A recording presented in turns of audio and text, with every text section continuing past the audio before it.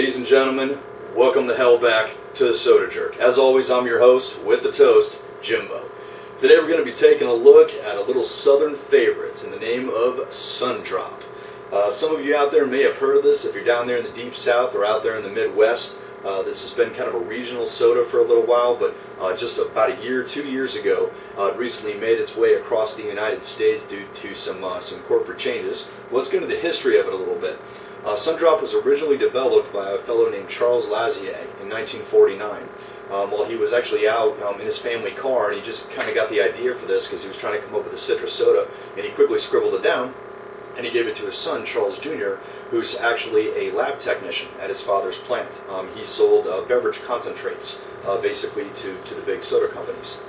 They marketed this in the South after it was patented in 1950 as Sundrop Golden Cola or Golden Girl Cola, like they had a mascot with a nice, pretty girl and stuff like that sitting in a cup, and they called it, Golden Girl Cola or Sundrop Golden Cola, and apparently it was pretty popular during its initial run in that period of the early 50s.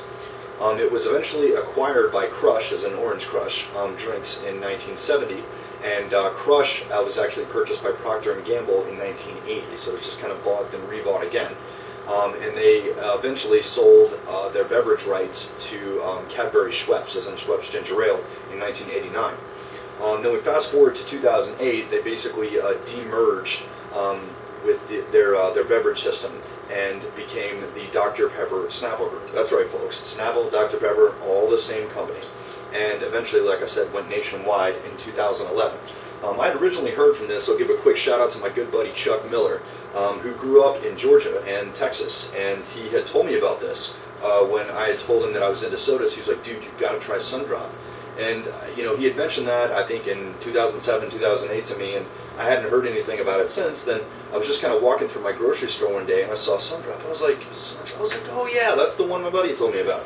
So I checked it out and tried it, and I was just like, wow, man, this is like nothing I've ever had before. This is freaking awesome.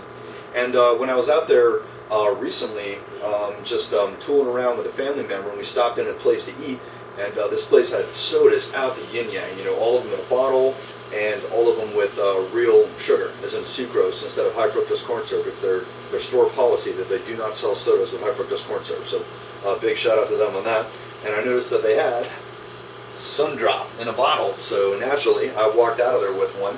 I have never tried this in a glass bottle, and let alone with the actual sucrose formula as opposed to high fructose corn syrup.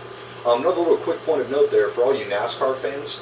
Some of you may have heard about this because famous NASCAR driver Dale Earnhardt Sr., before he passed away, actually promoted these guys in the late 80s and early 90s. It was on his car, I think, and he was doing commercials and stuff for him then. And there are a few other flavors in the Sundrop variety. There's, of course, basic Sundrop. There is diet Sundrop, of course. There's a caffeine-free Sundrop, because apparently the fans requested that. There's also caffeine-free diet Sundrop, and the hardest one to find is cherry lemon Sundrop. I'm hoping to find one of those one day. If you guys, any viewers out there, know where I can get one, shoot me a freaking message, man. I would absolutely love to try it. But without further ado, why don't we go ahead and crack this sucker open, because I'm thirsty. Cheers.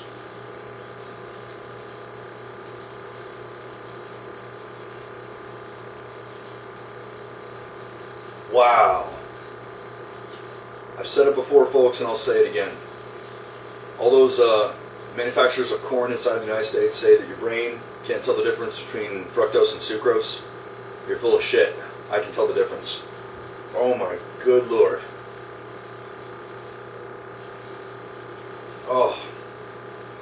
Okay.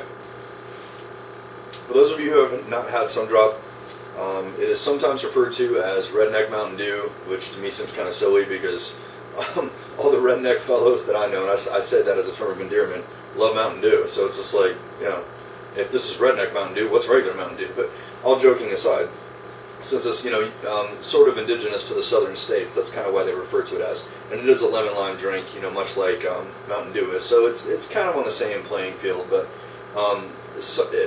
what differentiates Sundrop from Mountain Dew? In my experience, it's a little bit more simple, I guess is the word.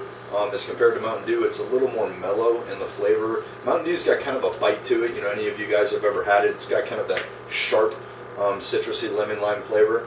This is kind of, like I said, on the same playing field, but it's just kind of leveled out and smoothed out and a bit more mellow. And I'll be honest with you, maybe it's just because I'm having a glass bottle right now, but I'm definitely preferring this to Mountain Dew.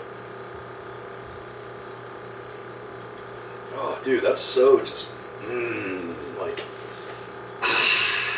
you know, just one of those.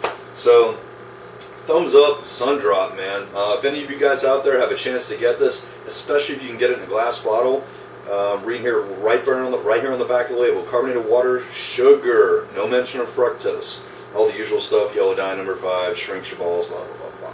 Anyways, if you can get out there and get this stuff, man, definitely give it a try. If you like Mountain Dew, I'm pretty sure you're going to like this. And for any of you regular Mountain Dew drinkers out there, I think you'll notice the subtle difference between this. It's not that it's really any better or any worse. That's really subjective. It's something different. You know, if you want to try, you know, a different little bit of a flavor palette on the lemon lime citrus soda circuit, this I think is definitely something you'd be interested in. But as always, guys, I want to thank you so much for watching. I promise I'm going to get more of these Soda Jerk videos out there. I apologize for the little hiatus here, but more of those coming. I've got no shortage of sodas, t-shirts, or whatever. So I'm definitely not running out of sodas anytime soon. Again, thanks for watching, guys. I appreciate all the comments and support, and thanks for your patience. And as always, cheers.